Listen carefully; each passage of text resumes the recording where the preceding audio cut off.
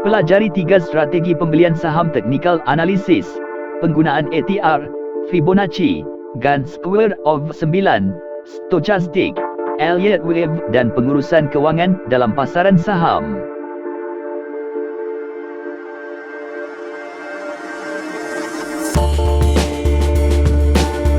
Buku ini ditulis dengan menggunakan bahasa mudah dan juga bersahaja, agar mudah dipahami dan menarik minat pembaca untuk menjadikan buku ini sebagai rujukan utama di dalam pasaran saham.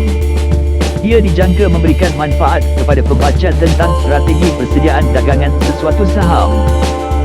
Buku ini ditulis selepas penulis berbincang dengan beberapa pakar saham dan pelabur-pelabur saham di dalam kumpulan pembelajaran atas talian Telegram mengenai keperluan untuk menyediakan rujukan berkenaan asas saham untuk pelabur dan pedagang yang mahu mempelajari dan menceburi pelaburan saham. Salah satu ilmu yang penting untuk dikuasai adalah strategi persediaan dagangan. Saya mengambil inisiatif untuk menulis buku ini sebagai panduan pelaburan saham Bursa Malaysia.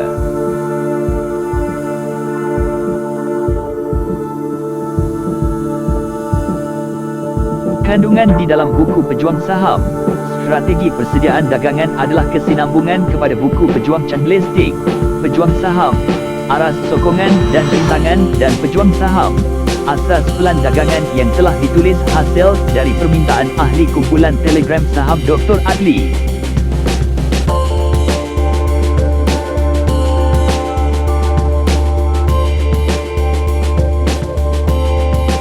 Dapatkan buku fizikal Pejuang Saham, Strategi Persediaan Dagangan sekarang dengan harga RM81 sahaja, diskaun 10%.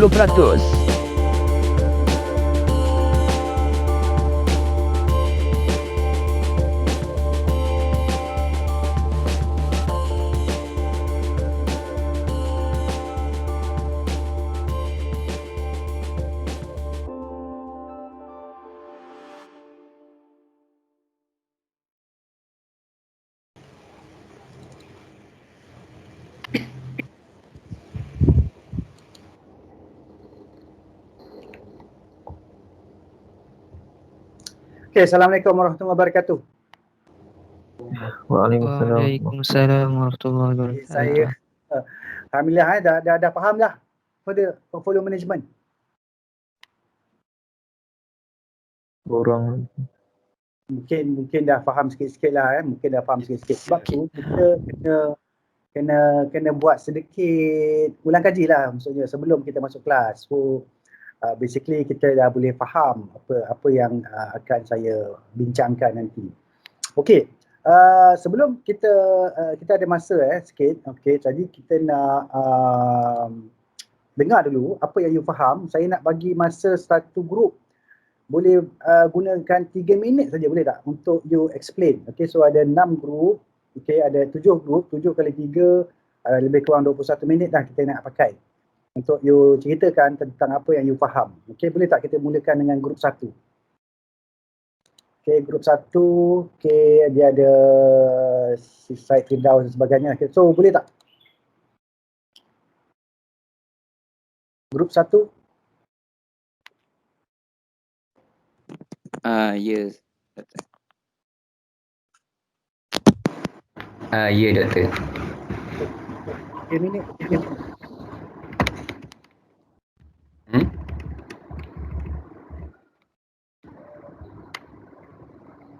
Saya grup 1. Okay, mungkin boleh buka video.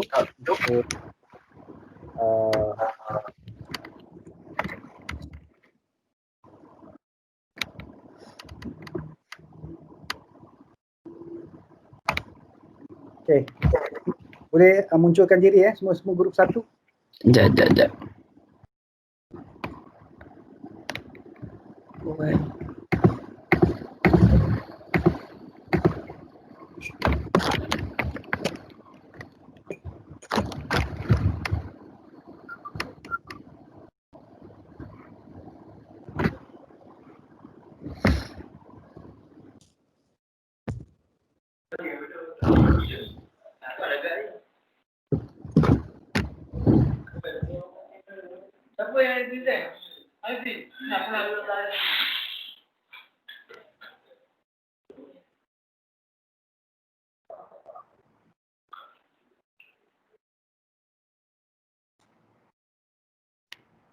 Okey, mana lagi yang lain tu lagi 4 orang.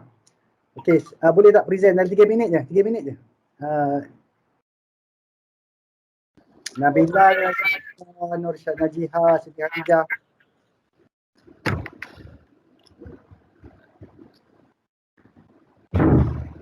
Okay, 3 minit je. So saya cakap yang pasal portfolio management lah. Portfolio management ni macam untuk kita optimiskan kita punya expected return dan sesuai dengan risk yang kita tanggung. Itu untuk portfolio management antara individu ataupun portfolio manager. Dia kena buat benda sama. Okay. So apa yang you faham kat sini? Sebelum ni you tak tahu apa-apa kan tentang portfolio management kan? Sebelum ni tak tahu apa-apa kan? Maksudnya selalunya orang beli, kalau you pernah trade saham ke apa, beli satu saham, lepas tu you untung jual, beli untung jual kan? Tapi portfolio management ni adalah lebih kepada pelabur lah, dia akan simpan nama kan, so dia akan simpan dalam portfolio dia beli saham yang ada fundamental dan simpan nama, okay, dalam setahun ke ataupun 10 tahun ke kan. So macam mana dia yang you faham lah, you faham lah tentang ni?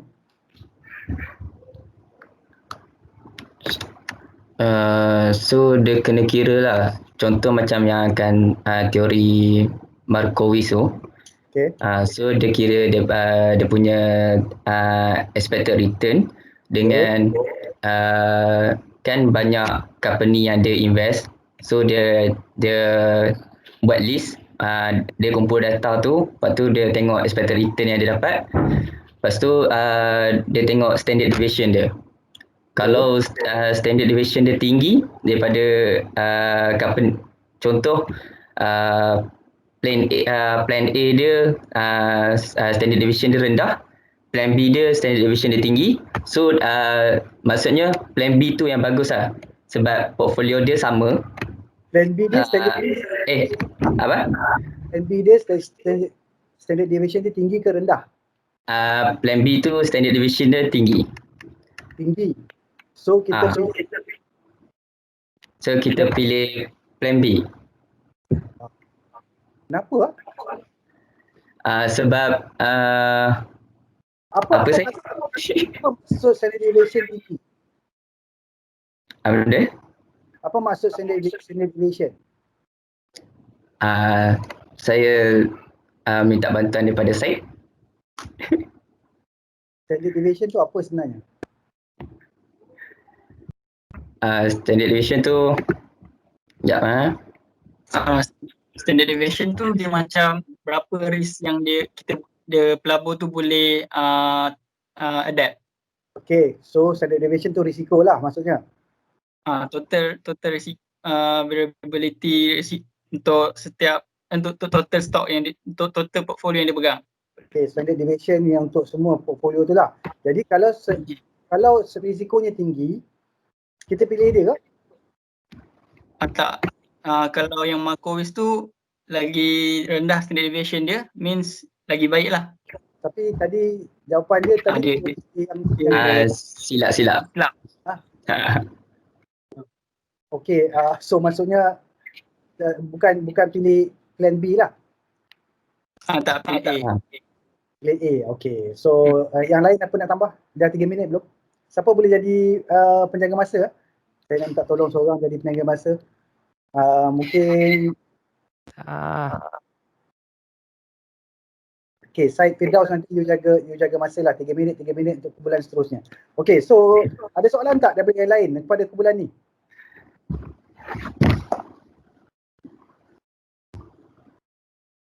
Tapi saya nampak you dah faham sikit lah benda ni. You dah faham sikit. Okay, tak apa. Kita dapat faham sikit pun dah cukup bagus ni. Sebab ni lah level fund manager. Level fund manager ni. Okay, level tinggi. So maksudnya Doktor kalau you faham, nak tanya? Ya. Tanya kepada siapa? Kepada doktor. Kepada saya pula. Kepada grup lah. Okay. Kepada grup ni dulu. Okay, tak. Sila. Tak, saya je nak portfolio kita buat ni kan teori Markowitz menggunakan data-data historical kan. Maksudnya benda yang dah berlaku, kita yang dah invest lah. Bukan Maksudnya bukan kita dah invest. Kita hanya ambil data je, data historical, tapi belum invest lagi. Faham tak maksud saya? dia pakai expected return Dia pakai expected. Maksudnya kita katakan data histori tu, data sejarah tu akan berlaku lagi pada masa akan depan, masa akan datang. Macam nak tahu? Itu yang kena buat analisis tu. Kena dah buat regression. Dapatkan contohnya expected return dia. So you kena buat contohnya daily punya tu. Okay, tak apa nanti kita tunjuk kemudian . Okay, kita tunjuk kemudian. So nampak, bila you faham ni, barulah nampak macam mana nak gunakan teknik ni. Okay, so kumpulan 1, soalan lain tak ada? Lepas tu doktor, kan kita diversify kan kita punya portfolio kan? Ya. Diversify ni maksudnya kita campurkan low risk investment, high risk, macam tu ke ataupun dalam satu sektor untuk buat pemilihan investment? Okay, dia sebenarnya diversify ni, okay, yang kita macam minggu lepas kita dah bagi tahu, you pun dah maklum bahawa pertamanya kita tak boleh letak semua dalam satu bakul. Okay, semua investment dalam satu bakul. Okay, so maksudnya kalau kita contohnya kita fokus kepada saham saja, contoh saham saja sebab kalau ikutkan kita kena invest dekat macam-macam kan. Dulu saya cakap saya ada property, ada unit trust, ada apa, tapi sekarang kita tengok dalam konteks saham je sebab untuk senang mudah kita. So kita tak boleh letak semuanya dalam satu sektor. Itu sebagai contoh.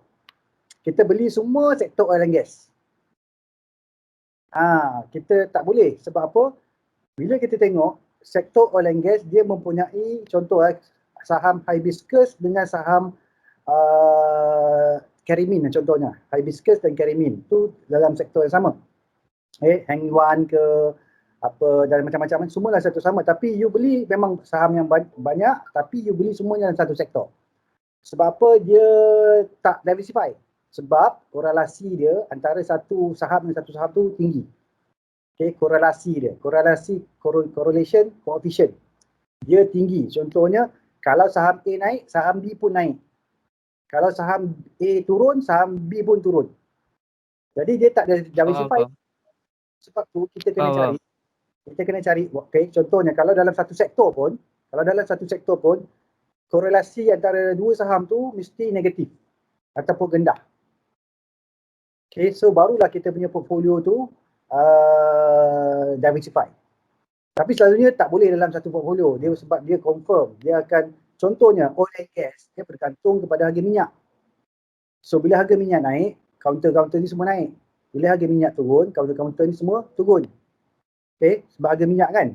Sebab dia produce minyak. Dan minyak ni adalah income dia. So harga, kalau income tu berdasarkan harga kali dengan quantity, betul tak? Baru dapat revenue. Tapi kalau harga dia turun, maka dia punya revenue pun akan turun. So sebab tu harga saham tu akan turun. Jadi sebab tu kita tak boleh diversify dalam satu counter. Satu sektor. So minta maaf, satu sektor. So kita kena letak dalam satu contoh kita beli, okay, kita beli satu saham daripada oil and gas, kita beli satu saham daripada teknologi, kita beli satu saham daripada plantation, baru kita diversify. Itu in term of sectorial. Okay, in term of sectorial. Right? Okay. Alright. So, okay boleh bulan 1? Okay, minta saya jaga masa 3 minit untuk yang rakan-rakan lain, boleh? Boleh. Kalau 3 minit je tolong bagi tahu. Okay, next, kumpulan 2. Kumpulan 2.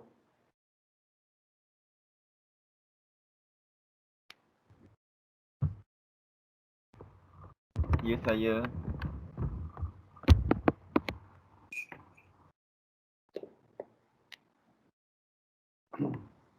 Silakan munculkan diri dan silakan.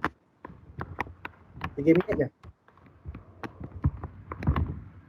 Macam ni baru semangat sikit kita belajar. Kita ada interaksi, ada apa semua kan. So dia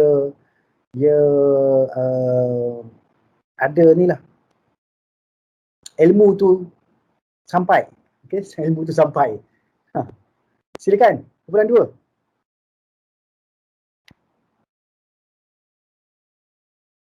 Mana kumpulan 2 ni? Hayatun, Syamilah, Nur Maisara, Muhammad Najmuddin, Amira, Asma dan juga Nur Syakila.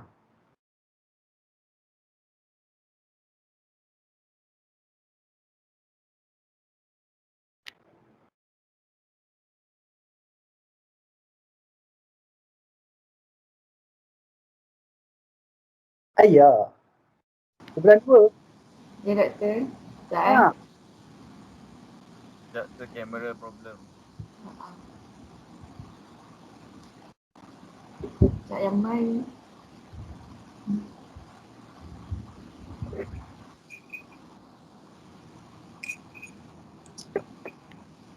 Kita terus sekali sampai habis sebab kalau nak berhenti solat asar nanti kan tak cukup masa. Silakan, cepat-cepat 3 minit je.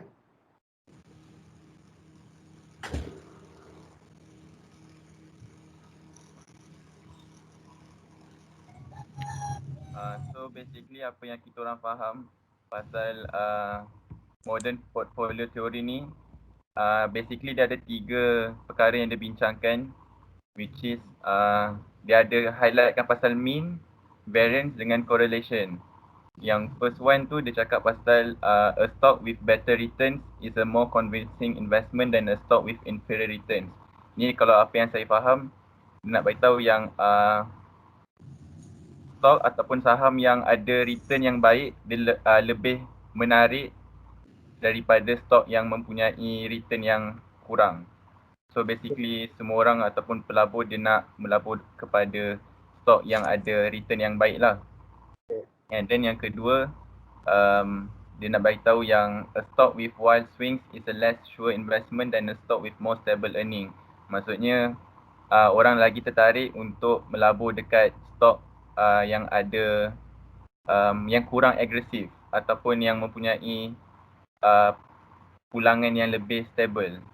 Lepas tu yang ketiga tu saya ada juga cakap pasal correlation tu, maksudnya kena cari stok yang ada negative correlation. Kalau cari yang positif, dia maksudnya kalau satu turun, satu turun, satu lagi pun turun juga.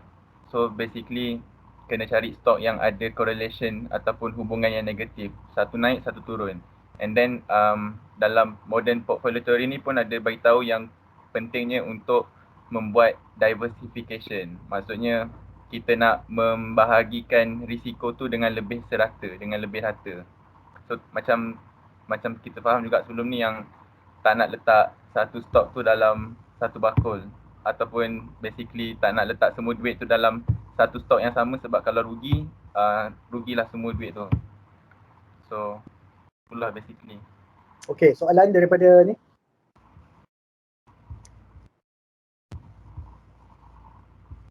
Sebab ada 3 yang dia cakap tadi tentang return, mean return, keduanya variance, ketiganya ialah correlation. Variance tu sebenarnya adalah risiko, ataupun kalau dia tengok variance dan juga standard deviation lah. Sebelum dapat variance tu ialah dia kena kira standard deviation juga.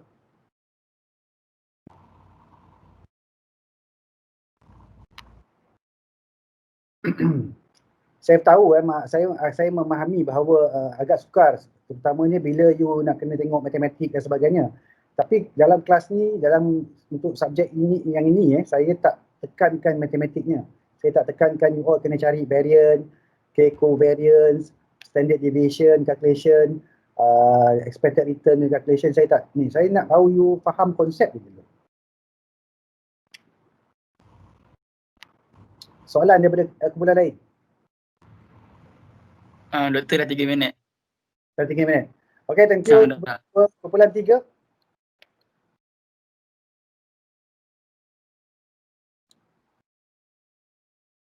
Hazim, Aiman, Hidayatul, Noraisha, Muhammad Firdaus, Azrul Haziq.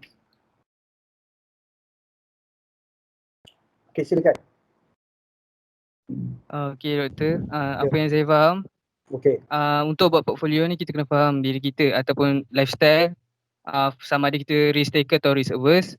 Lepas tu macam ada ataupun kita aktif atau pasif. Kalau aktif kita memang akan cari dari segi fundamental macam apa stok ni dia punya harga semua turun. Kalau macam pasif mungkin dalam jangka masa panjang kita akan pegang stok tu. Kita just akan tengok harga. Contoh kita beli harga tu, lepas tu kita akan jual lepas tu. Just kita akan monitor lah sepanjang masa kita pegang saham tu. Lepas tu ada life cycle approach pula, di mana kata makin tinggi risk, makin tinggi return. So dari situ macam contoh forex, tinggi return, tinggi risk. Lepas tu macam EPF ataupun fixed income securities punya low risk. So dari kat teori Markowitz ni, Okey, teruskan Okey. teori Markowitz ni saya baca dia ada cakap kebiasaannya memang orang akan pilih low risk. Kalau ada low risk, high return, orang akan pilih tu daripada contoh high risk, high return, stock ataupun share. Okey, dia punya assumption dia ialah labur adalah risk averse. Okey, itu sebab tu dia jadi macam tu. Dia punya assumption labur adalah risk averse. Maksudnya kita takut kepada risk. Kebanyakan pelabur-pelabur memang risk averse. Sebab tu dia jadi macam tu. Okey, teruskan. Tu ada kat dalam teori ni, dia bagi optimal punya analisis optimal, di mana daripada banyak-banyak kan kita dah diversify kan kita punya investment portfolio. Daripada banyak-banyak apa yang kita invest tu, dia akan tengok berapa percentage daripada expected return dengan risk. Tu lah standard deviation dia. Kita akan tengok daripada risk tu. Okay. So berdasarkan teori risk averse tu, pelabur akan pilih portfolio yang macam mana?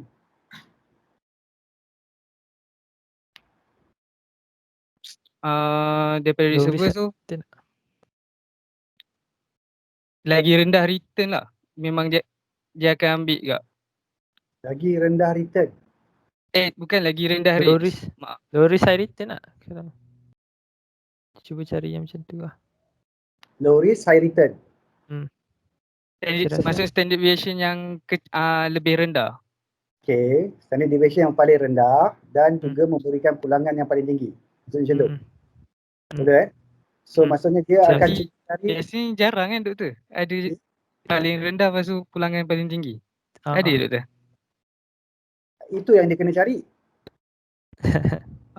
Dia kena cari. Yang itu pun dia kena cari yang optimal. Sebab tu yang kena cari optimal. Okay, sebab dia contohnya, okay, kalau you dah melabur dalam contoh 5 saham. Okay, 5 saham, kalau you melabur contoh 20, dia punya weightage. Okay, 20% you melabur saham A, 20% saham B, 20% saham C. So maksudnya sama weightage, betul tak? Sama dia punya weightage kan? Okay, Okay, 20,000 saham A, 20,000 saham B, 20,000 saham C. Tapi itu adalah tidak optimal. Sebab dia mungkin tidak memberikan pulangan yang paling tinggi dan tidak memberikan risiko yang paling rendah. Sebab tu you kena cari optimal, iaitu berdasarkan kuantiti berapa yang patut you beli untuk setiap saham tersebut. Okay, tapi kuantiti yang you beli tu boleh memberikan return yang paling tinggi tapi risiko yang paling rendah. Okay, contohnya mungkin you tak belilah 20. You mungkin beli saham A hanya 5% je. Saham B mungkin 30%. Saham C mungkin 15%. Saham D mungkin tu. So ini adalah berdasarkan kat mana portfolio yang you beli tu dia tangent dengan efficient frontier tu, iaitu dia punya garisan efficient tu.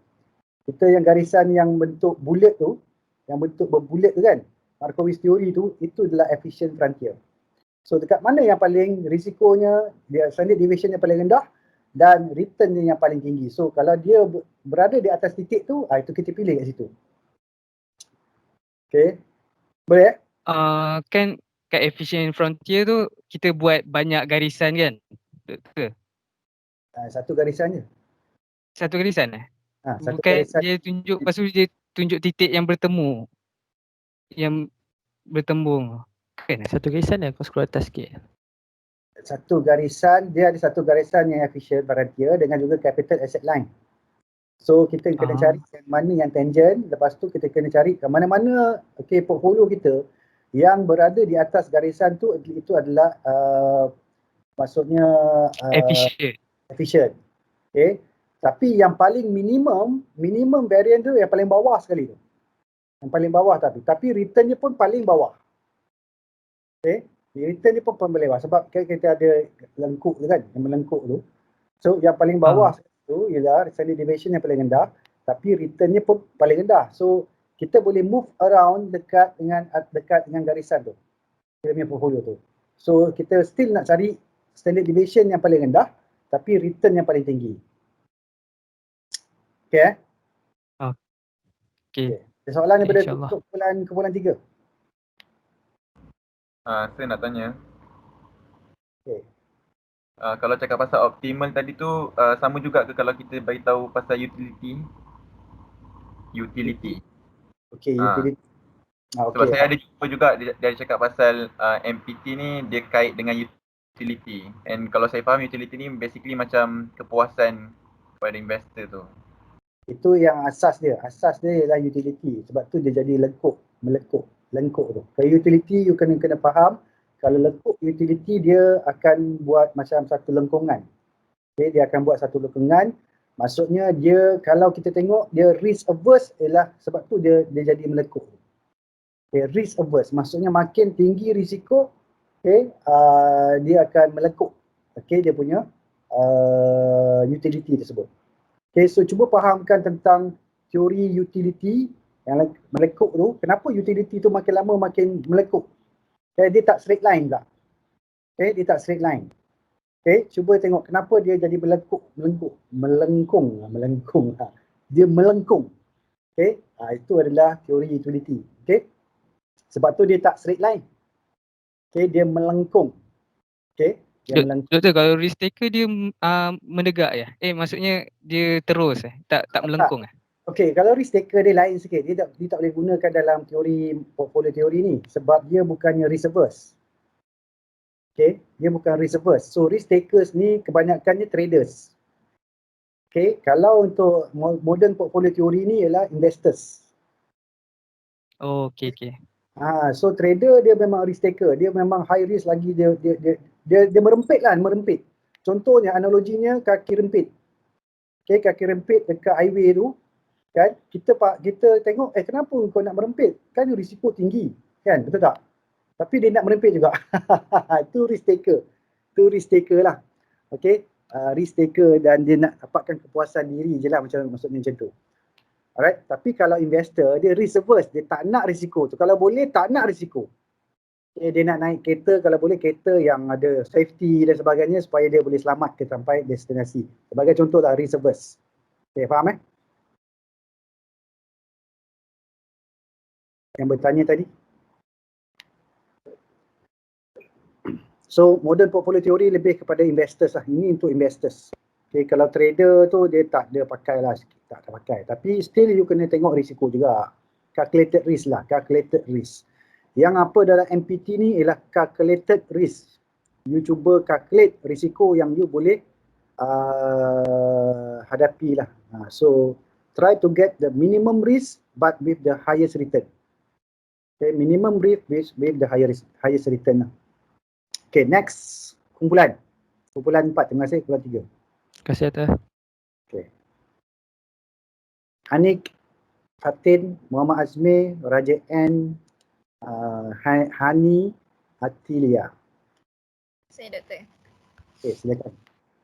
Saya doktor. Sekejap doktor, saya share screen boleh kan? Boleh, silakan. Pastikan 3 minit. Okey. And akan cepat-cepat. Okey, dah boleh nampak kan? Okey, nampak. Okey, kalau yang portfolio management ni dia pasal macam mana, kalau dekat sini dia kata macam mana is the selection, prioritization and control of an organization program and project in line with its strategic objective.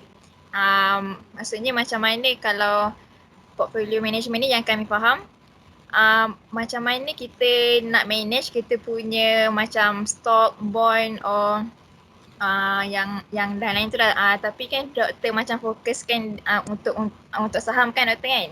Ya. So kalau macam untuk saham, kita fokuskan macam kita tengok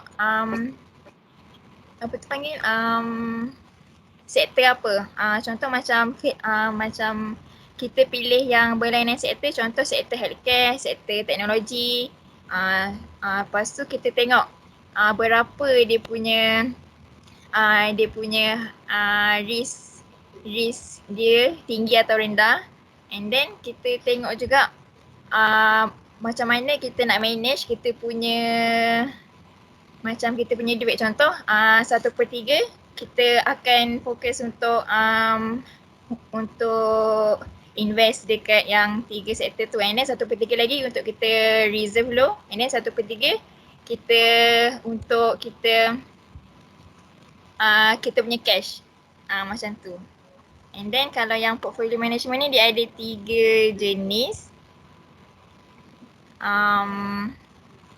Tak apa punya slide ni.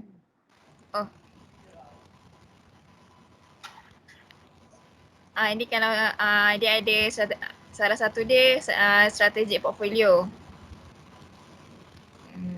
Lepas tu Okey, kita terus kepada portfolio ni yang maksudnya yang Markowitz ni yang saya tengah tanya. Kalau yang Markowitz ni yang macam Group Plan cakap lah, dia macam dia fokus kepada kita nak kita ambil risk yang rendah tapi dia punya return yang tinggi. Macam tu. Lepas tu dia and then yang lain sama juga, dia ada macam formula lah yang kena kira standard deviation semua tu. And then dia guna mean variance and yang pasal frontier doktor? Frontier. Frontier.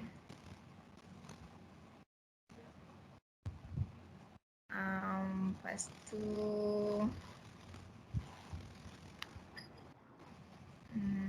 rasanya tu je ke doktor? Ada yang salah ke doktor?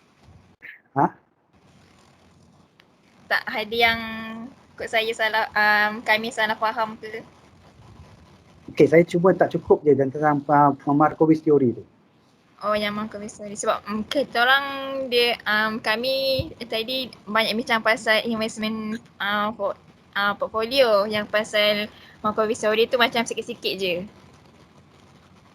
Okey. Tak bincang detail sangat. Okey, itu tugas dia untuk bincang untuk memahami Markowitz teori ni. Okey, kumpulan 5. Kumpulan 5 Bazilah, Nadira, Nur Fakihah, Akilah, Muhammad Daniel dan Nur Irsalina. Sebab kita ada lagi 2 kumpulan. Sebab tu saya nak wrap up. Okey, silakan.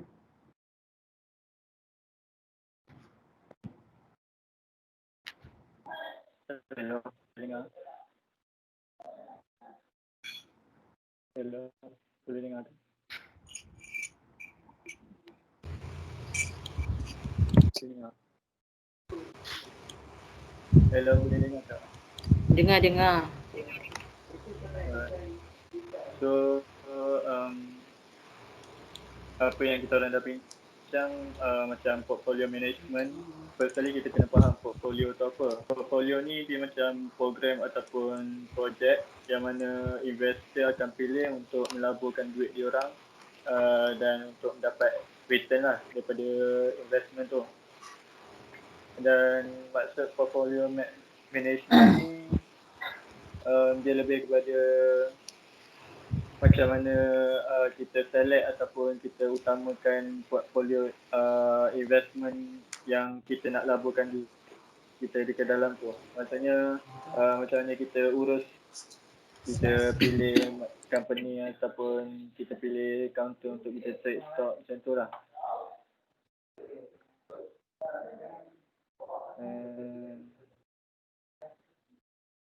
Kalau yang pasal Markowitz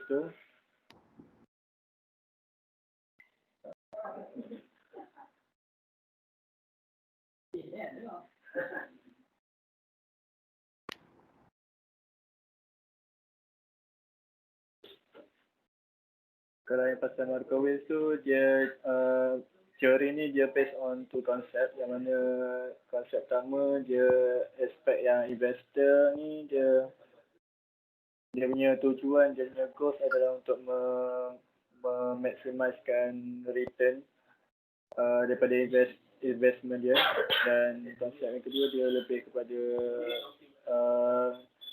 dia percaya yang risk tu boleh dikurangkan melalui diversifikasi. So contohnya macam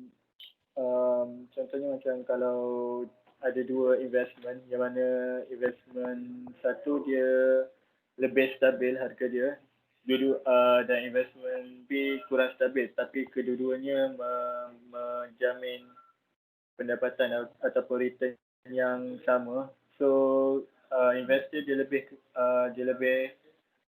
prefer untuk memilih investment A, yang mana dia volatility of the investment is more stable than the other investment. So Okay. Okey, saya nak silakan teruskan. Ada lagi? Dekat ni tu je. Okey, sebab you sebut tentang volatility tu. Okay, volatility tu lah kemeruapan. Kemeruapan tu maksudnya harga tu berubah-ubah dengan agak besar lah. Perubahan dia contohnya dia naik sekejap, dia turun sekejap, naik sekejap, itulah volatility, kemeruapan. Okay, yang you cakap tadi, investor lebih suka kepada harga yang tak volatile. Maksudnya dia tak volatile kan, dia steady je naik, steady sikit naik lah, maksudnya macam tu. Okay, sebab tu maksudnya bila dia high volatility, maksudnya risikonya tinggi, standard deviation-nya akan tinggi. Betul tak? Okay, standard deviation-nya akan tinggi sebab dia high volatile. So kalau risk averse investor, dia takkan cari risiko yang tinggi, dia akan cari risiko yang rendah, tapi memberikan pegangan yang sepatutnya yang tinggi jugalah. So dia akan cari yang macam tu. So dalam konteks ni trader lain pula tu. Kalau trader dia akan cari yang high volatile, barulah dia boleh buat trade kalau dia trader. Okay, nampak beza tak? Okay, trader dia akan cari mana-mana counter yang boleh naik, contoh daripada 10 sen naik 15 sen, 5 sen dia naik. Okay, tapi spekulatif. Okay, harga dia naik turun tu very volatile. So ada perbezaan antara trader dan juga investor. Investor ni risk averse. Dia bukannya risk taker. Okay, risk averse. Dia takut kepada risiko. Dia bukan dia berbalik kepada utility curve tadi lah, melengkung tu. So dia tak nak kepada risiko lah, sebab tu dia jadi macam tu. Alright, so kumpulan tadi kumpulan berapa? Kumpulan 5 Okay, kumpulan 6 pula. Okay, terima kasih kumpulan 5. Sekejap nak share screen. Silakan.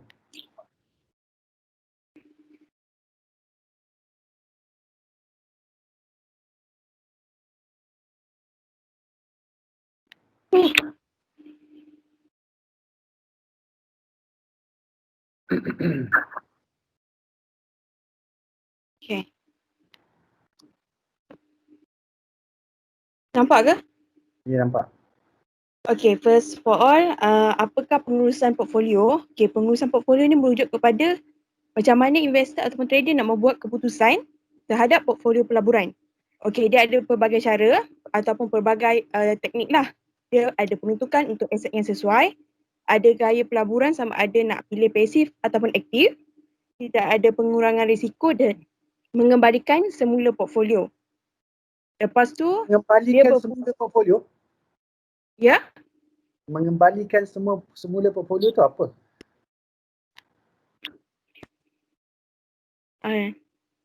Tu Maybe dia dah lost, lepas tu dia nak comeback balik dengan dia punya untung. itu sebenarnya bukan mengembalikan tu, itu sebenarnya adjustment kan, portfolio adjustment. Okay. Ni you translate, portfolio adjustment, you adjust portfolio itu. Kalau bahasa Malaysia apa?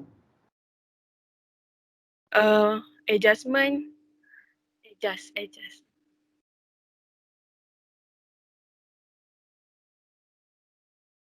Selaras. Pelarasan semula portfolio. Okay. Okay, next macam mana dia berfungsi? Dia berfungsi termasuk pelbagai khidmat profesional untuk menguruskan security individu dan syarikat. Dia ada saham, bond dan aset lain seperti hartanah. Pengurusan ni dilaksanakan mengikut pelaburan dan profil pelaburan khusus mengambil kira tahap risiko, kepelbagaian, tempoh pelaburan dan kematangan. Macam saya cakaplah tadi kan, trader dengan investor. Yang ni minggu lepas saya cerita. Okay, next. Okay. MPT. Okay. Okay, saya teruskan ni lah dekat Markowitz ni. Okay, ni contoh yang kita orang jumpa ada 3, AAA, BBB dengan CCC. Apa tu? Okay, dia punya contoh saham. Okay. Kita ada AAA, BBB dengan CCC. Okay, dia punya return dia ada 14% untuk AAA, 8% untuk BBB dan 20% untuk CCC. Okay, lepas tu semua total daripada AA sampailah CCC tu adalah 0.155. Sekarang ni sekejap ya.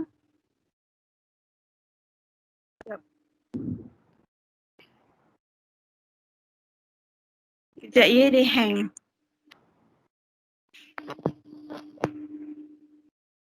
Ini ada 51 slide tu. Tak. Hang jap, sekejap. Sekejap. Sekejap ya.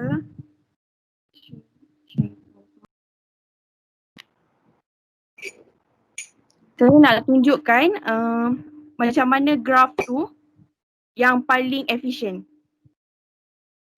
daripada AAA, BBB dengan CCC.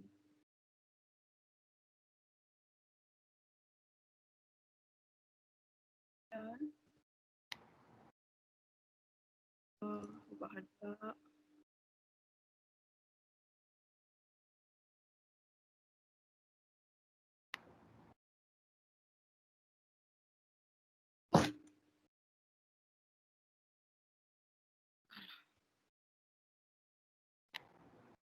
Okey, saya teruskan je. Kalau ikutkan yang tu. Okey. Hilang. Okey. Tadi kan berdasarkan graf tadi tu kita nampak benda tu melengkung. Okey, dia melengkung. AAA pada bahagian yang paling atas, manakala BBB ada paling bawah dalam bentuk lengkungan tu, menunjukkan bahawa yang BBB tu mempunyai variance dan dia punya apa lagi satu, dia punya variance tu rendah bersama dengan frontier dia. Tak nampak grafnya. Tak nampak grafnya? Sekejap. Dia hang.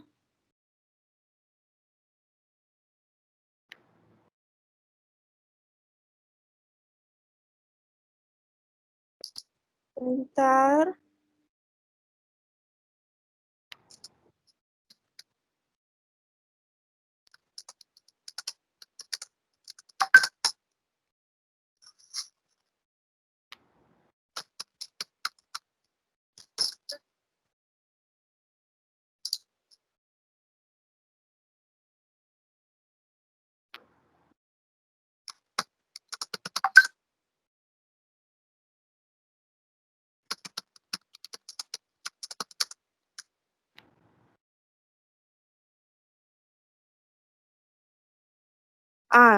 Ini adalah Markowitz punya efficient frontier. Okey, kalau kita tengok kat sini, AAA, BBB dan CCC.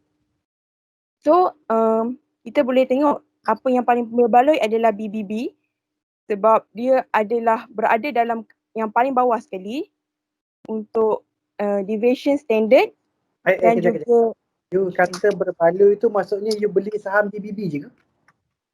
tak AAA, BBB, CCC. Tapi kita akan lebihkan kat BBB lah. Betul tak? Jatuh kat mana? Kombinasi itu kan jatuh kat mana? Kombinasi Itu saya saham. tak pasti. Sebab you kalau you beli saham, contoh balik ke tu. Kalau you beli saham CCC saja, risiko you dekat bawah tu dan juga you pulangan you tinggi, betul tak? Betul. Okay?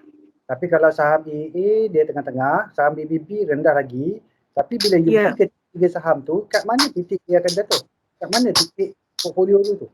Kat X ke Y ke Z? Dekat X. Betul ke kat X tu?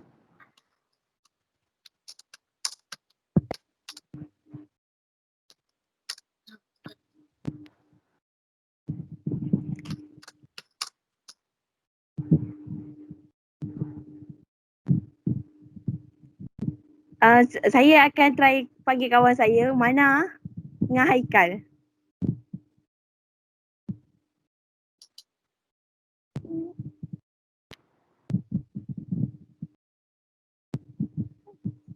Kalau you beli satu-satu saham, kan? Contohnya you beli satu-satu. Okay, saya tengah-tengah ni. You akan beli kat sini, saham CCC. You beli satu saham je ni. So risikonya bawah ni dan juga you punya risiko you punya return kat atas. Tapi sebab you portfolio tu maksudnya you beli ketiga-tiga saham ni. So mana jatuh sekarang ni? Dia jatuh kat mana? Dia punya portfolio tu kat mana jatuhnya? Dia punya risiko dan juga standard deviation. Standard deviation dia dan juga expected return dia tu.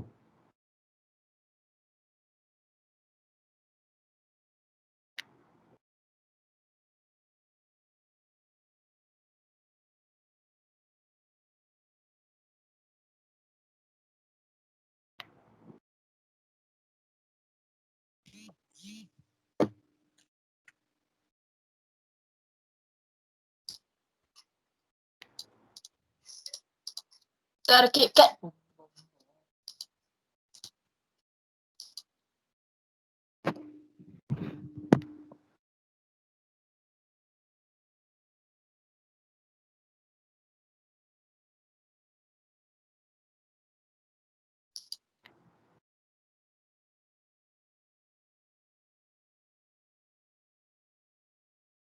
Hello?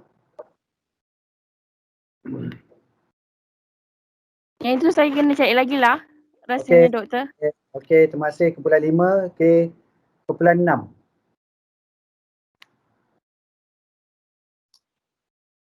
Kumpulan 6 mungkin boleh jawab kot.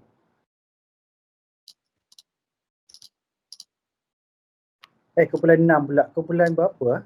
Kumpulan 7 Kumpulan 7. Muhammad Ashraf, Muhammad Kashfi,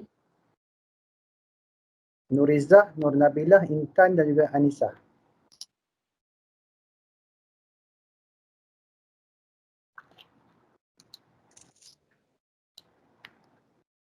Okey doktor.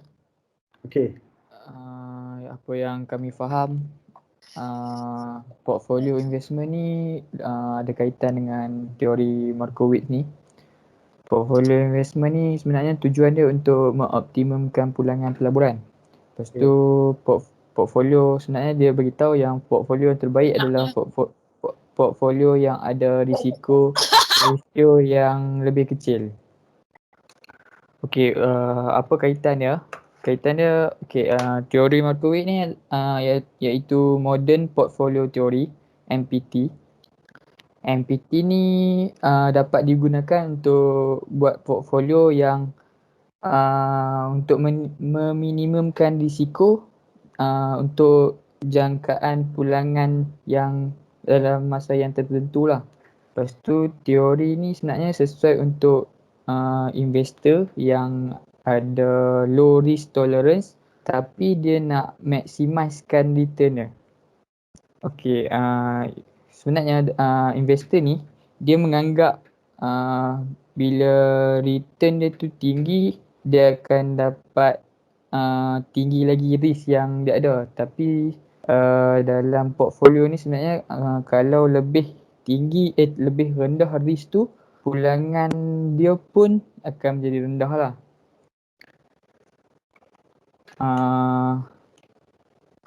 Lepas tu investor ni dia boleh reducekan, mengurangkan risk dia kalau dia tambahkan investment dalam portfolio yang dia buat tu. Rasanya yang tu yang kami faham lah Doktor. Okey, ada soalan lain tak? Ini secara ringkas je yang bulan 7 saya ingatkan lebih detail sebab yang bulan 1, 2, 3, 4, 5, 6 dah detail. Bulan 7 dia bagi balik kepada yang summary lagi, yang maksudnya abstract lagi. So okey, terima kasih lah ke bulan 7. Saya nak bagi sedikit contohnya cara Okey, cara dia apabila kita nak buat portfolio management ni berdasarkan teori Markowitz, okey, dia memang sesuai untuk investor lah macam you all bagi tahu tadi. Okey, sesuai untuk investor pegang dalam masa untuk swing ke, untuk invest lama ke dan sebagainya. Ni nampak ke saya punya screen sekarang ni? Nampak. Okey, contoh yang ini adalah assignment student saya, sudah master punya assignment. So saya tak minta you all buat assignment ni, tapi untuk you punya game tu, you boleh gunakan pendekatan macam ni. Okey, so sebagai contohnya yang dalam konteks ni dia nak beli 5 saham. Okey, kalau 5 saham kalau dia beli 20 maksudnya weightage dia sama. Okey, weightage yang sama. Okey, dan juga dia tengok expected return dia ini dah berdasarkan yang ni. 10%, 15%, 8%, 12%, 15%. Ini dapat daripada mana? Okey, mungkin daripada historical data ni. Okey, historical data dan dia cari okey, berapakah historical data ni yang boleh kita dapatlah. Tapi bila kita buat historical data ni, expected return ni bukan seperti yang ni. Ni maksudnya salah lah ni 10%. Okey, tapi sebab dia buat historical data dia, okey, historical datanya hanya untuk berapa belas hari je ni. Okey, untuk berapa belas hari je. Daripada Julai 31 sampai Julai 2 sampai Julai 30. So sebulan. Sebab tu return dia adalah 0.7%, 0.3%, 0.003, 0.40, okey, persen dan juga 0.42. Nampak kecil kan sebab sebulan je, return sebulan. Okey, return sebulan untuk counter ni Azia, CIMB, Nestle, Hibiscus dan juga Convert. Okey. Alright. So inilah expected return dia dalam masa sebulan. Okey, berdasarkan data historical. Tapi kalau you nak tengok setahun, contoh you nak pegang lama kan, you akan buat historical data dia lebih lah. Ini sebulan, so you akan buat untuk setahun. Okey, setahun punya data. So you barulah you dapatkan expected return dia. So senang je. Okey, ini contohnya ni, ini ialah keuntungan sehari. Okey, bila beli saham tersebut. Contoh ni C7 bagi C7 tu adalah keuntungan sehari. Okey, so kalau you buat sampai setahun, you akan dapat expected return purata untuk setahun. Okey, purata keuntungan dalam setahun. Okey, alright, tu daily return daily return dalam setahun. Okey, so maksudnya lepas you dapat expected return tu, you boleh calculate pula standard deviation. Standard deviation ni secara formula dia, kalau kat Excel ni dia ada formula lah. So you akan dapat ini standard deviation, risiko dia 3%, yang ini 1.6, ini 0.15, ini 1.16, ini 1.6. Okey. Dan varian ni pun boleh calculate. Okey, varian ni pun boleh calculate. Okey, varian ni sebenarnya you boleh dapat daripada standard deviation saja dan you akan dapat. Okey, ini Sharpe ratio ni ialah performance management. Okey. So sekarang ni you ada maklumat expected return, you ada maklumat risiko. Okey, tapi ini adalah untuk individual saham. Okey, individu. Bukannya portfolio. Portfolio ni adalah you kira expected return untuk kelima-lima saham ni dan juga risiko kelima-lima saham tersebut. Okey, faham tak apa yang saya cakap ni? Jelas tak? Jelas tak? Maksudnya portfolio ni kita kira semua. Okey, jelas tak? Kena ada orang jawab ni. Jelas ke tak? Okey, so maksudnya bukannya satu-satu tau. So kita dapat satu-satu ni. Kita dah buat calculation ni, satu. Ni ialah expected return Azia. Ini expected return CNB, ini expected return Nestle, ini ada expected return Hibiscus, ini Comfort. So, apa yang kita kena buat? Kita kena cari expected return dan juga standard deviation untuk kelima-lima saham tersebut dalam satu portfolio kita. Okey, dalam satu portfolio kita.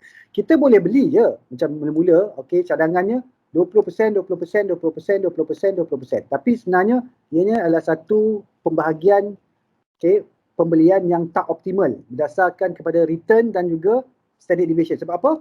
You tengok return dia berbeza-beza ni. Okay, return ni 0.7, ni 0.3, ni 0.003, lagi rendah kan. Ini 0.4, tinggi sikit. Okay, ini 0.42. So, tapi risiko dia pula, contoh ni 0.7, risikonya 3. Tinggi. Yang ni 0.3, ini risikonya 1.6. Ini 0.03, risikonya 0.195. Rendah pula risiko. So, ini 0.4, ini 1.16. So, maksudnya kita akan ada expected return berbeza, standard deviation berbeza.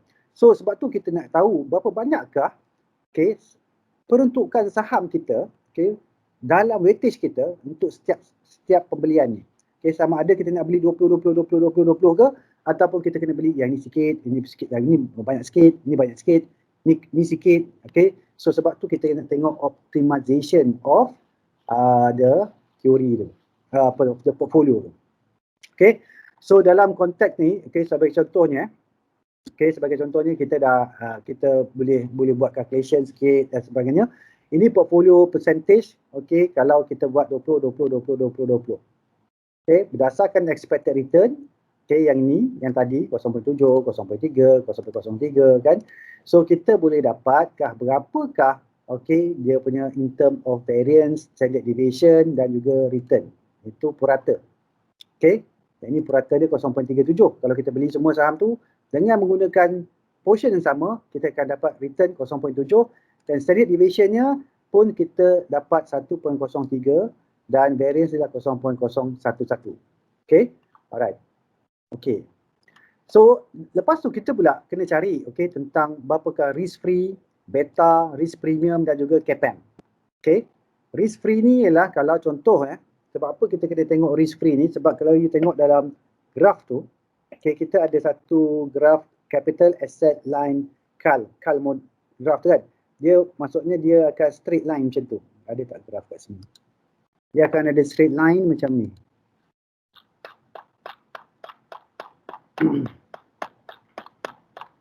Yang ni nampak straight line ni. Ni straight line ni. Yang ni adalah risk free rate. Risk free rate ni tak ada risiko. Apa pelaburan yang tak ada risiko? Contohnya treasury bills. Treasury bills, contoh lagi MGS, Malaysian Government Securities, maksudnya risikonya hampir kosong lah. Sebab contoh kalau kita beli treasury bills apa semua tu, kita tak ada risiko lah, risk free. Sebab tu dia panggil risk free rate, risk free rate. So, kita akan buat line ni, untuk kita cari kat mana yang tangent dengan kita punya efficient frontier. So, tadi kan ada soalan saya tanya kan, ini saham A, saham BBB, saham CCC, saham DDD contohnya, tapi kat mana kita nak beli portfolio dia? Kita selalunya akan beli apabila dia tangent dengan capital asset line model. Best possible capital asset line model kat sini. So dia bersentuhan dengan capital asset line model. So itulah yang kira boleh lah. So risiko kita kat sini, return kita dekat sini. So that is the most, what I call it, optimal. Optimal risk and return yang kita boleh minimizekan risiko. Yang ni yang paling minimum sekali, minimumkan risiko, tapi at the same time kita maksimumkan kita punya return. So risk free rate ni kita boleh cari lah. Risk free rate ni kita boleh cari. Kalau student saya dulu dia pakai yang ni je. Dia pakai kat sini iaitu marketriskpremia.com. Kalau contoh ni risk free rate kita adalah 2.63. 2.63. Risk premium kita 3.94. implied market return adalah 6.57. So kalau dalam calculation nanti, okay, kita boleh tahu, kita boleh letak, okay, 2.63 dan 3.94. Okay, kita boleh letak risk free rate kita, mana dia? Okay, risk free rate kita adalah 2.93. Okay, ini kalau kita melabur dekat contohnya treasury bills. Kalau contohlah, sepatutnya kita boleh dapat 2.93. Risk premium tadi ialah kita tengok yang diberikan kalau dalam market risk premium ni, okay, dia adalah 3.94. Okay, ini 2.63, sorry. Okay, 2.63. Okay, risk ni 2.63. 2.63. Right. Dan 3.94. So risk premium risk premium. Okay. So kita akan dapat capital asset line pricing model ni, CAPM. Okay, CAPM ni nak tentukan nanti garisan tu macam mana Okay, alright. Okay, so untuk ni, okay, kita akan dapat macam ni lah lebih kurang. Okay, yang ni tak cantik lah dia punya graf tu. Curve dia tak cantik. Okay, tapi lebih kurang macam ni. So, importantnya ialah kita kena tahu correlation, okay, untuk tahu sama ada stok satu dengan dua ni ada mempunyai korelasi yang tinggi atau tidak, okay. Dan juga kita kena cari juga standard deviation, okay, untuk setiap saham tu tadi memang kita dah cari, okay, dan juga variance dan covariance untuk kita dapatkan kat mana possible yang dia tangent kat situ tu. Okay, dekat dia tangent dekat line tersebut. Okay. So dalam konteks ni dia ada 5 saham ni. Ini yang 5 saham ni macam mana you pilih? Ini bergantung kepada kriteria pemilihan tadilah. Kalau you cakap kriteria saya nak ambil setiap satu counter ni daripada setiap sektor berlainan dan you pilih counter yang mempunyai fundamental yang bagus dan mempunyai return yang baik. So you pilih lah. Contohnya bukan semestinya you kena pilih 5 saham ni. Okay, bergantung kepada you punya analisis, evaluation. Okay, mungkin you tengok EIC, ekonomi, industri dan juga barulah company. Okay, so company tu lah yang you pilih dan letak kat sini.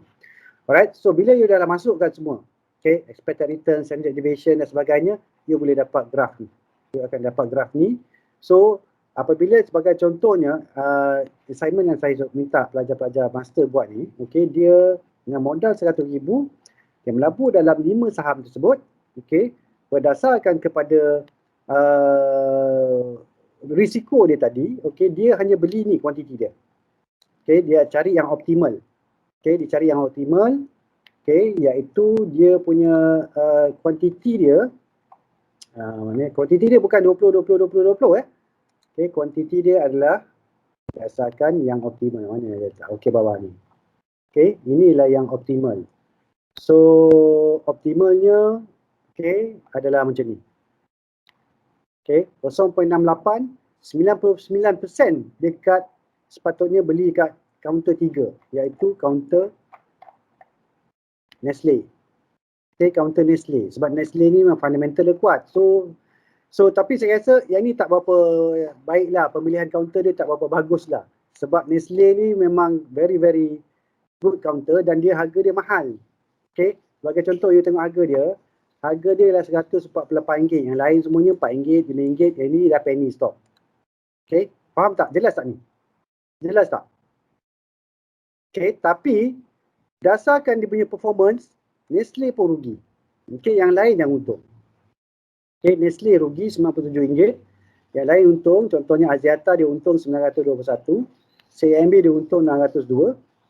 Hibiscus dia untung. Okay, Comfort dia untung. Jadi dia untung secara keseluruhannya adalah 2,836. Okay, dia untung sebanyak 2,836. Ini adalah berdasarkan portfolio teori tadi. So inilah kuantiti yang sepatutnya dia beli untuk optimize kan, okay, return dia dan reduce kan dia punya risiko. Okay, boleh faham tak ni? Jelas tak? Jelas tak? Jelas. Okay, dia tak beli 20%. Dia beli berdasarkan yang ni. Okay, dia beli berdasarkan portfolio yang ni. Tapi yang ni negatif 3 ni sepatutnya dia tak beli, tapi dia beli jugalah. Okay, dia beli juga Azia ni. So dia tak ikut pun. Okay, sepatutnya yang ni. Dia tak ikut pun. Tapi kalau dia beli ni 99%, okay, confirm dia rugi. Okay, confirm dia rugi. Saya rasa dia tak ikut pun kepada portfolio teori ni. Dia tak ikut yang ni. Okay. Tapi masa baik dia tak ikut. Kalau dia ikut, rugilah. Okay. Lagi satu contoh. Okay. Saya buka lagi satu contoh. Yang ni adalah satu lagi student. Okay. Kalau kita tengok, okay, dia punya saham dia, Convert, Post Malaysia, DNO, Supermax dan Pentamaster. Okay. Okay. DNO ni harga dulu 70 sen. Dia tahu tak harga sekarang ni berapa? DNO RM2 lebih. Okay, RM2 lebih. So kalau dia beli pada waktu dulu pada harga 70 sen, sekarang ni dah untung banyak lah. Dia dah untung banyak. Okay, Supermax dulu harga RM4.52, Pentamaster ni berapa? Harga RM2.59. Comfort dulu 85 sen, tapi sekarang Comfort dah berapa ringgit? Okay, berapa ringgit sekarang ni? So maksudnya kalau dia beli dan dia pegang, okay, all this memang dah untung banyak lah. Okay, memang dah untung banyak. Okay, kita tengok portfolio dia macam mana. Okay, kalau kita tengokkan portfolio optimization dia, sepatutnya okay, dia kena beli weightage yang ni. Penta weightage. Okay, yang ni lah. Inilah weightage dia. Tapi kalau kat sini post dia tak beli, yang ni pun dia tak beli. So kalau dalam konteks ni, okay, dia akan beli yang ni. Yang ni ataupun yang ni. Antara dua ni. Okay. Ni nampak cantik sikit dia punya graf. Nampak cantik sikit. Okay. So kalau you lah, you nak beli yang ni ke ataupun yang ni? Yang ni you risikonya tinggi sikit. Tapi return dia tinggi. Tapi yang ni risiko dia rendah. Tapi return dia pun agak rendah sikit lah. Dalam 6.7%. Yang ni mungkin 8 point lebih. So kalau you risk averse, selalunya you akan ambil yang paling rendah ni lah. Okay. Risikonya cuma about 4% je. Okay, about 4% je. So return, okay, kalau kat sini return 8.5%, kalau yang ni 8.5. Tapi standard deviation 237. Okay, 237. Ini dia pakai 237. Dia pakai ni kat variance kot. Dia pakai variance. So dia punya ni adalah 5.66. Okay, lebih kurang kat sini lah. So dia berdasarkan ni, dia akan tengok, okay, berapakah weightage yang terbaik. Mungkin dia akan ambil yang ni. Okay, 7, 12, 19, 52, okay, 15, atau kita tengok apa yang dia buat. Okay, weightage dia akan ambil yang ni. Ini 20%, ni kalau sama. Okay, kalau sama, dia akan dapat 2,000 je untung. 2,900. Okay. Dia untung 2.89%. Okay. Faham tak ni? Kalau dia weightage sama. Okay. Tapi dia pakai weightage yang macam ni. 6, 39, 33. Supermax dia tak beli. Okay. 21. Okay. Berdasarkan mungkin dia ambil, kalau kita tengok, dia ambil yang ni. Dia ambil yang mana dia ambil? Supermax tadi kosong. Okay, antara yang ni kot, yang ni. Okay, dia ambil yang ni. Tak silap saya lah. Kalau tengok 21.033 je kita tengok. 21, okay, dia ambil yang ni. Okay, dia ambil yang portfolio yang ni. Kombinasi yang ni. So, apa jadi kalau dia ambil yang tu? So, daripada untung dia 2,900, dia untung dia menjadi RM5,209. Faham tak beza dia? Jelas tak? Nampak? Kalau you beli 20, you untung 2,009 je. Tapi kalau you beli, dia tukar weightage dia, okay, macam ni, you dah untung RM5,209, iaitu 4.95 berbanding 2.89. Faham tak ni? You faham tak? Kalau kita menggunakan optimal portfolio ni. Tolong bagi respon. You faham tak ni? Ya? Okay, so saya nak tanya lah. Okay, saya nak tanya. Kalau saya bagi contoh tadi kan, nampak macam complicated kan, nak kena buat ni semua kan. Tapi sebenarnya kalau you you faham konsep dia, dia cuma letak je dalam Excel tu. Okay, dan cuma you kena tengok berapakah weightage yang patut you beli, okay, unit yang you kena beli untuk setiap saham tersebut. Okay, baru you dapat optimal return. Sebab kita nak cari optimal return tu adalah dekat kawasan yang ni. Okay, yang ni. Yang tangent ni. Okay, yang tangent ni. Okay, expected return 8.5, yang ni 8.5 ni kan. Okay, dan 6.15 ini dia punya weightage yang kita patut beli lah, yang kita patut beli. Okay, maksudnya kita punya expected return 8.5%. Okay, standard deviation kita 5.66. Okay, ini adalah dia punya risiko yang kita boleh terima. Yang macam ni risikonya rendah, tapi return dia pun rendah sikit daripada 8.5. Ini risikonya tinggi, returnnya tinggi, risikonya, so kat sinilah kita tengok weightage dia tu. Alright. Okay. So, saya nak tanya sebelum kita end the session, boleh tak faham kenapa dia orang buat portfolio management ni? Untuk contohnya untuk saham lah.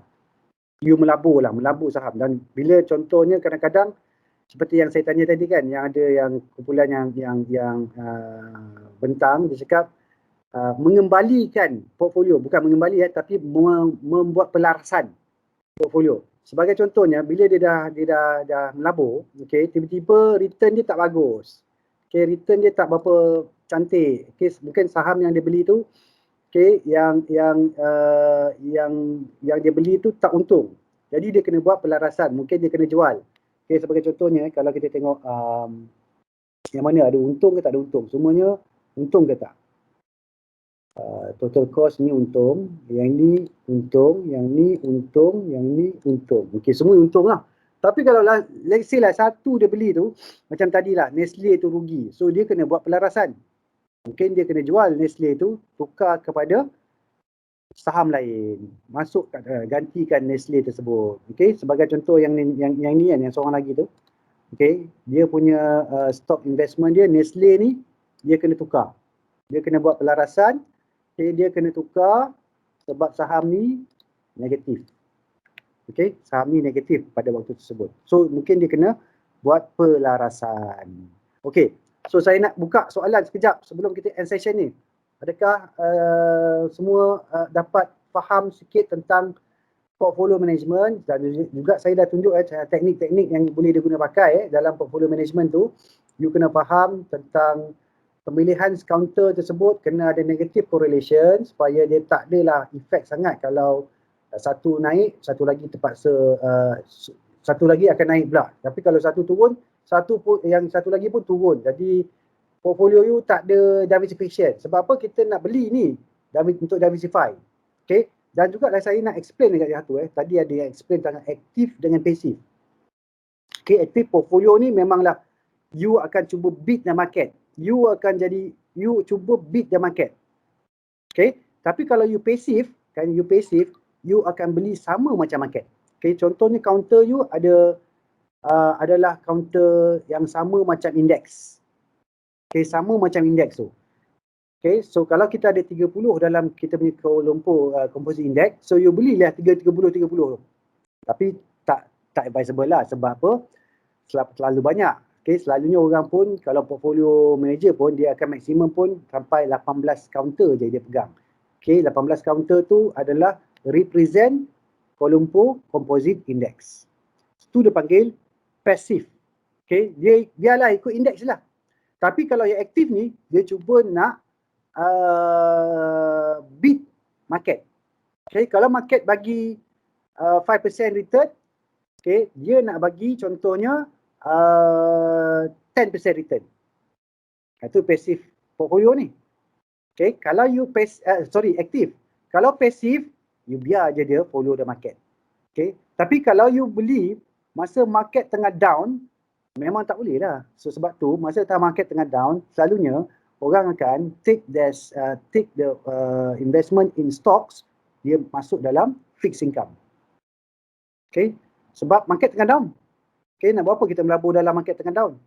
Okay, tapi kalau market tengah up, okay, you boleh duplicate sebiji macam Kuala Lumpur Composite Index ni dan you biar ada market right. Okay, tapi untuk lagi mudah you beli inilah, you beli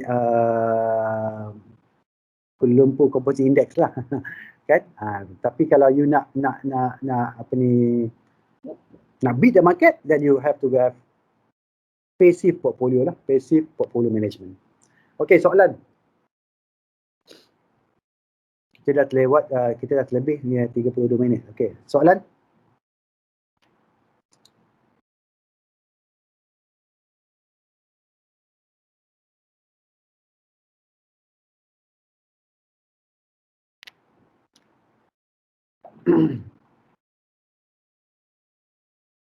Tak ada soalan ke?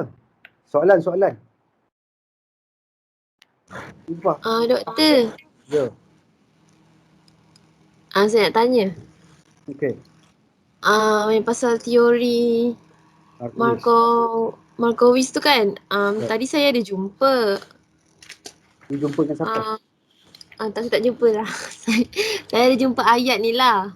Ayat? Ini ayat Quran ke? Bukan. Ayat dia lah, ayat Harry ni. Okay. Dia cakap kita kena sacrifice ataupun lost one aspect with reason to gain another aspect in a good quality. So maksud dia kita nak sacrifice one aspect tu, contoh dia nak sacrifice macam mana tu? Saya pun tak boleh nak cakap sebab you baca tu hanya perkataan tu saja kan. Dia sebenarnya ada penerangan dia kot. Taklah saya terjumpa tu. So saya nak tanya dia, maksudnya macam doktor katakan kita nak kena letak apa tu, semua kita jangan letak egg in one basket kan. So maksud dia kita kena sacrifice beberapa eggs tu dulu ke? Macam mana? Tak. Kalau boleh kita jangan sacrificekan eggs. Kalau boleh kita macam, maksudnya kalau jangan letak eggs dalam satu basket, maksudnya kita ada banyak bakul. Okay, kita ada banyak bakul. So contohnya kalau kita tengok yang ni, dia ada 5 dalam 5 bakul. Okay, dia ada 5 bakul iaitu 1, 2, 3, 4, 5. 5 bakul. Okay, kat sini. Ini kita tengok dalam saham je tau. Saham je. Maksudnya dia ada 5 counter. Okay, dalam dia punya pelaburan dia.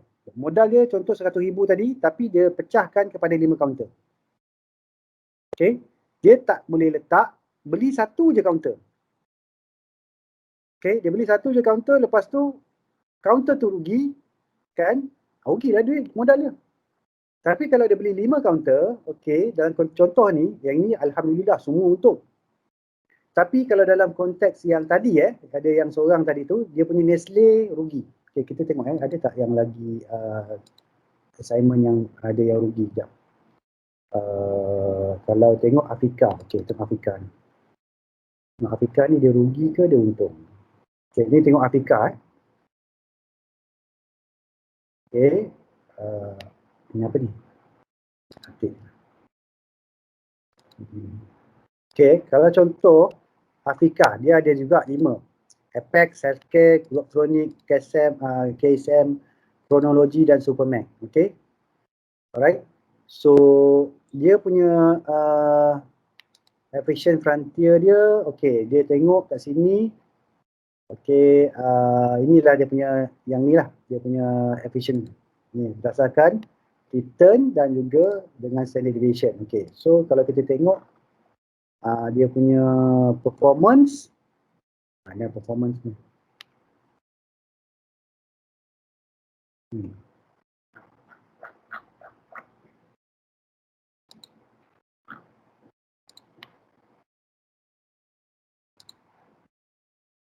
Tak ada pula dia ni.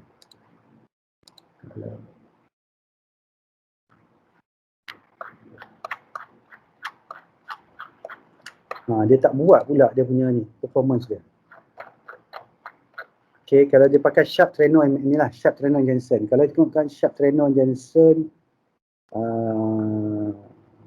dia bagi ni je. So ini tak cukup lah untuk saya ni. Saya nak tengok dia punya, okay, dia tak bagi berapa untung dia ni.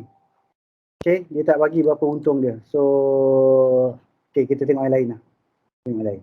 Ini Afrika. Okay, kita tengok Baizura. Tadi saya buka satu tadi. Okay, Baizura tak ada lagi. So, saya buka Baizura.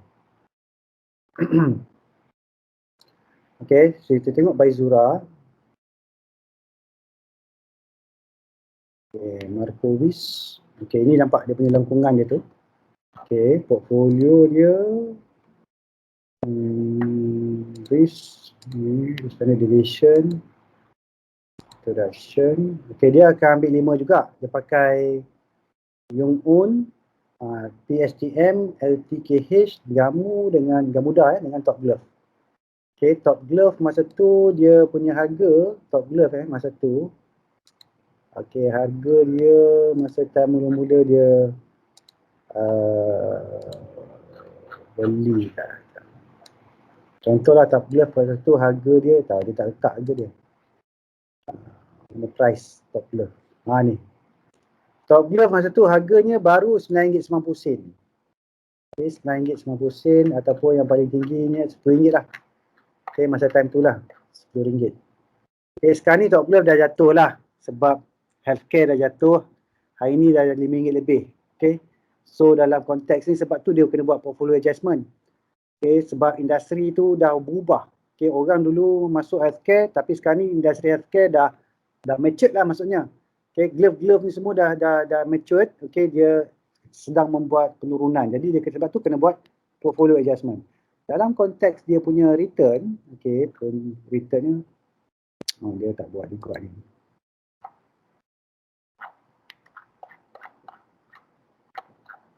Yang ni pun tak buat jugalah. Dia punya return berapa performance dia. Okay, yang Baizura ni pun tak buat juga. Okay, kita tengok yang lain pula. Ada tak? Afrika tadi dah buka belum? Dah buka dah.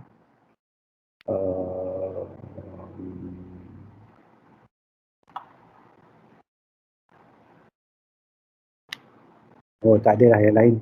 So dah saya dah buka 1, 2, 3, 4.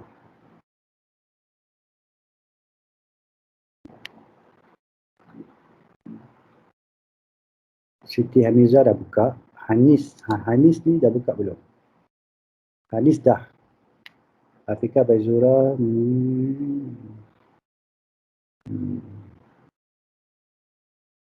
Tak ada pula. Ni kot.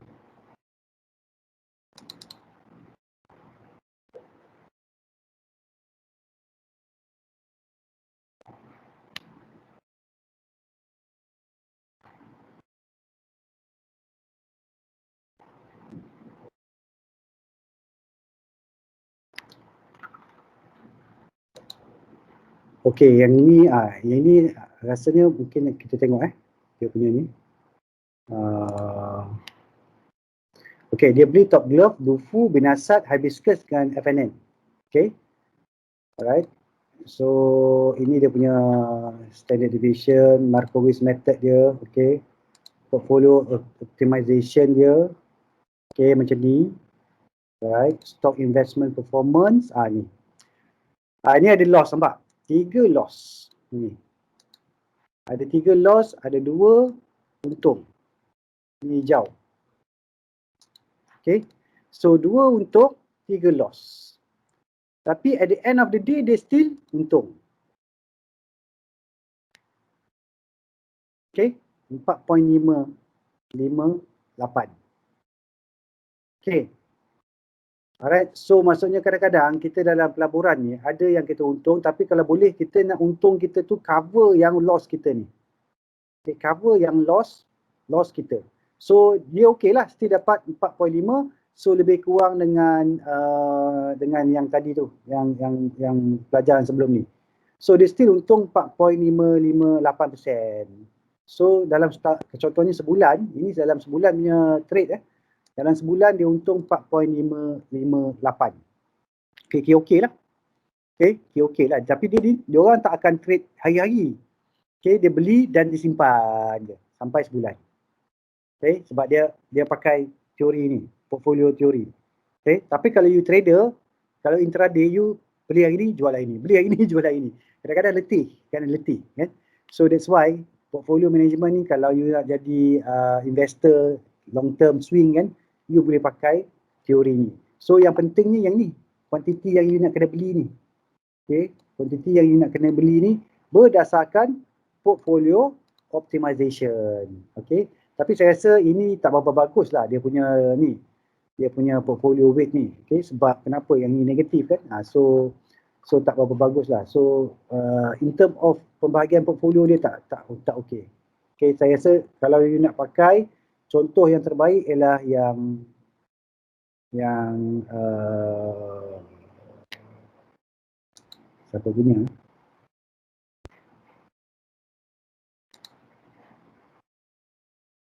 Yang ini kot, okay? Yang ni. Ini contoh yang terbaik iaitu Hanis ni. Okay. So dia bukan negatif dia ada dia punya portfolio dia. Okay. Ini. Okay, ini adalah berdasarkan ni.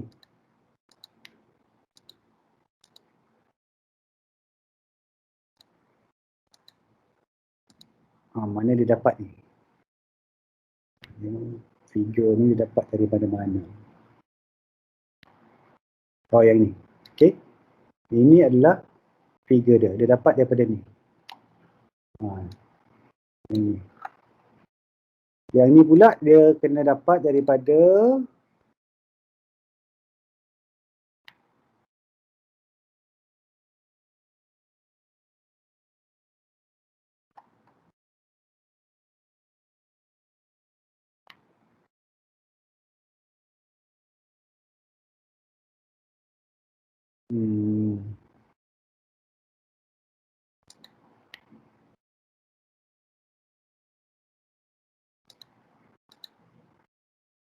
oh, ini dia tak beritahu kat mana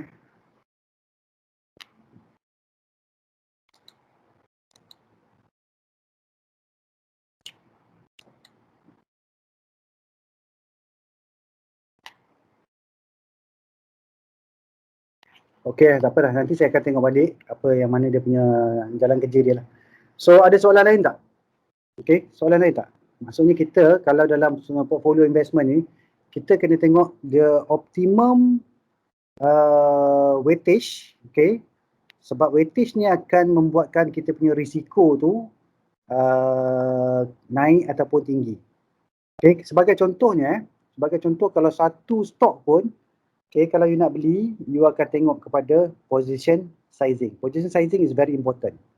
Okay, position sizing. Iaitu berapa kuantiti yang you kena beli. Okay, berdasarkan risiko yang you sanggup tanggung. Okay, you cuba tengok video saya yang tentang satu stok, pembelian satu stok je. Itu pun dah cukup untuk you tengok position sizing. Okay, position sizing. Alright, soalan. Cepat soalan. Dah 5.45. Soalan?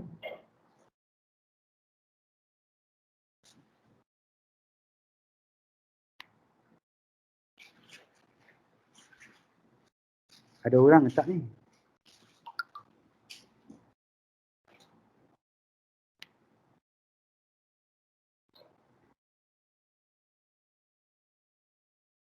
Okeylah, saya yang tanya. You faham ke tak? Jelas ke tak? Faham ke tak ataupun sebab you dah cari dah maklumat tadi. Okey. Dan sekarang ni saya dah explain, okey. Jadi you faham ke tak kenapa kita kena buat portfolio dan portfolio tu kena ada 2-3 saham. Kita kena cari expected return untuk setiap saham. Kita kena cari standard deviation untuk setiap saham. Kemudian kita cari pula expected return untuk portfolio kita dan standard deviation untuk portfolio kita, dan kita kena tahu berapakah ya kuantiti yang paling optimal untuk kita beli untuk setiap saham tersebut untuk memberikan kita pulangan yang paling tinggi berbanding dengan kita beli sama je semua rata, iaitu contohnya kita bahagi sama rata je semua. Okay, so adakah you faham dan jelas tentang konsep ni? Faham doktor. Faham doktor. Faham ya? So kalau faham, kalau tidak ada apa-apa ni, sebab saya rasa, okey, apa yang saya nak you tengok, you pergi tengok video saya yang satu portfolio 1 sampai portfolio 5. Okey, so kalau you fahamkan benda ni, okay, you boleh jadi investor. Okay, you boleh jadi investor. Cara dia senang je. You tak perlu beli gunakan modal yang banyak. Okay, you beli setiap satu counter. Contohnya you ada modal cukup lah you pakai dalam RM500 ke. Okay, ini untuk belajar untuk belajar. You gunakan RM500, you beli setiap counter tu berdasarkan modal you RM500 je. So 5 saham. Okay, mungkin satu saham tu 100, satu lagi saham 120, satu lagi saham 130. So 500 tu untuk you buat benda ni, you buat portfolio ni, you tengok return you setahun berapa. Okay. Okay, you buat untuk ni. Tapi ini untuk belajar tentang portfolio je tau. Bukan untuk trader bukan untuk trader. Okay, so you gunakan RM500. RM500 ni hangus lah maksudnya. Hangus untuk you belajar. Ini satu proses. Macam satu you bayar yuran lah. You bayar yuran untuk you belajar macam mana nak jadi portfolio manager. Okay. Portfolio manager ni gaji dia RM17,000, RM20,000, RM30,000 Tapi you laburkan RM500 tu dah okey lah. You belajar sendiri. You beli 5 saham. Okay, berdasarkan RM500. Okay, ataupun RM100 pun boleh juga. Kalau you belikan berdasarkan RM100, maksudnya you beli very small lah. Satu lot je kot. Okay, satu lot. Satu lot tu maksudnya 100 unit. Okay, 100 unit. Kalau harganya contoh 100 unit tu adalah harganya 20 sen, 100 unit baru RM20. Faham tak? Kalau contohnya, harga dia 20 sen, satu counter 20 sen, 0.2. Okay, kali 100 unit. Okay, saham tu hanya RM20. Tapi memanglah tak boleh susah nak naik untuk cover modal broker. Kan, modal broker pun beli pun dah RM12 kan, contoh kan. Tapi inilah satu proses pembelajaran.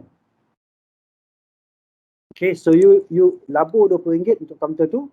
Lepas tu satu lagi counter, sebagai contohnya, harganya mungkin 50 sen, 56 sen. You beli satu lot juga. Okay, you beli satu lot 100 unit. Okay, modal you adalah RM56. Okay, you pegang selama setahun. Okay, so you tengok berapakah return you. Okay, return you dalam masa setahun.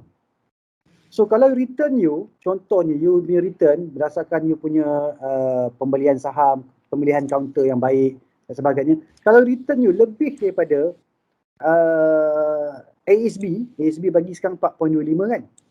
ASB bagi 4.25. Kalau you boleh dapat 10% setahun, you dah boleh beat ASB dah.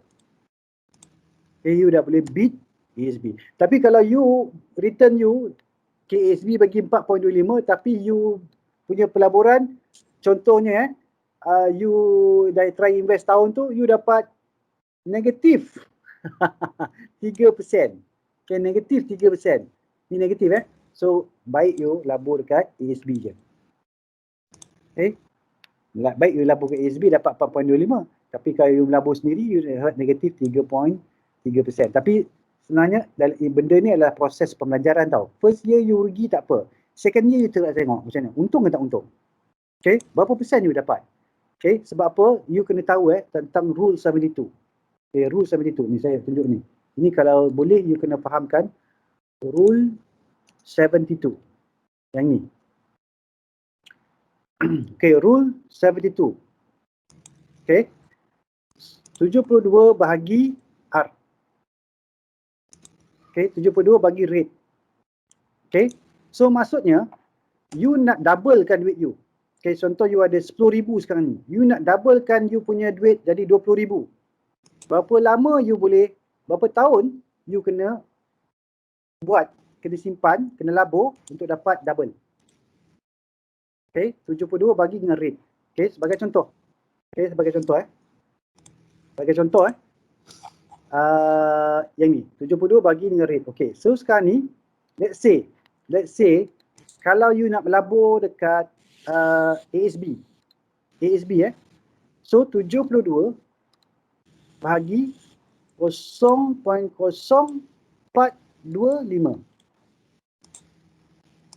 Okay, sorry. Dia kena pakai interest rate ni. Okay, dia tak perlu pakai 0.0. So saya bagi contoh tadi 72 bagi 4.25. Okay, 17 tahun. 17 tahun duit you, contohnya you ada simpan 100,000, dia jadi 200,000. Faham tak? Faham tak ni? Duit you ada 100,000. Okay, tapi kalau you pakai rule of 72, kan, you perlukan 16.9 tahun. 16.9 tahun untuk duit you jadi 200,000. Double. Okay, tapi kalau you punya performance bagus, okay, you you tak nak melabur KSB lah, saya nak melabur dalam saham. Okay, contohnya kalau you punya return, okay, you punya return kalau you buat portfolio tu 72, return you contohnya 10%. Okay, so you hanya perlukan 7.2 tahun untuk doublekan you punya 100,000. 7.2 tahun saja duit you dah jadi 200,000. Tapi kalau you dalam pasaran saham, sebagai contohnya, you boleh dapat setahun 50%. So 72, okay, 72 bahagi 50, okay, dalam masa setahun setengah aja. Setahun setengah you dah doublekan duit you. Okay, kalau you punya return 50% lah. Tu kalau betul-betul you ni seorang pelabur atau trader yang baik, okay, you boleh dapat return 50% per annum dalam setahun setengah, setahun 1.44 tahun ni, you dah doublekan you punya duit. So dia punya 100,000 jadi 200,000 dalam masa 1.44 tahun je. Okay, so sebab tu penting kalau kita nak tahu return tu, rate of return tu, sebab kita nak tahu berapa lama kita nak doublekan duit kita ni. Okay, rule of 72, 72 bagi dengan persen return. Okay, 72 bagi persen return. Okay, alright. So kalau you dapat contohnya 15%, okay, 15%, 72 bahagi 15%. Ini kalau bank rakyat, okay, koperasi Felda dia bagi 15%. So 4.8 tahun je. Okay, 4.8 tahun saja duit you, pelaburan you dah double. Okay, pelaburan you dah double. Okay, so faham tak ni? Jelas tak? Jelas tak? Okay, kalau jelas, tak ada apa-apa soalan lagi tak? Sebelum kita end the session pukul 6, saya ambil masa lebih sikit. Sebab tadi kita nak bagi you faham. Saya kalau you dah faham, senang sikit saya cerita. Tapi Alhamdulillah lah, you dah faham. Sebab you dah buat kajian sikit, barulah saya bagi. So, senang sikit untuk proses pemahaman tu. So, ada soalan lain? Tak ada soalan? Kalau tak ada soalan, kita boleh tutup session ni. Okay, jangan lupa tengok video portfolio management saya tu. Okay, habiskan 1 sampai 5. Okay, sebab yang nombor 5 tu ada tentang macam mana kita buat calculation tu. Okay, so dengan itu kita sudahi. Wabillahi taufiq wal hidayah. Assalamualaikum warahmatullahi wabarakatuh. Ditutup dengan tasbih kifarah dan surah. Subhanallah wa anta wa astaghfiruka wa atubu ilaik. Bismillahirrahmanirrahim. Wal 'asr innal insana lafi khusr illa allazina amanu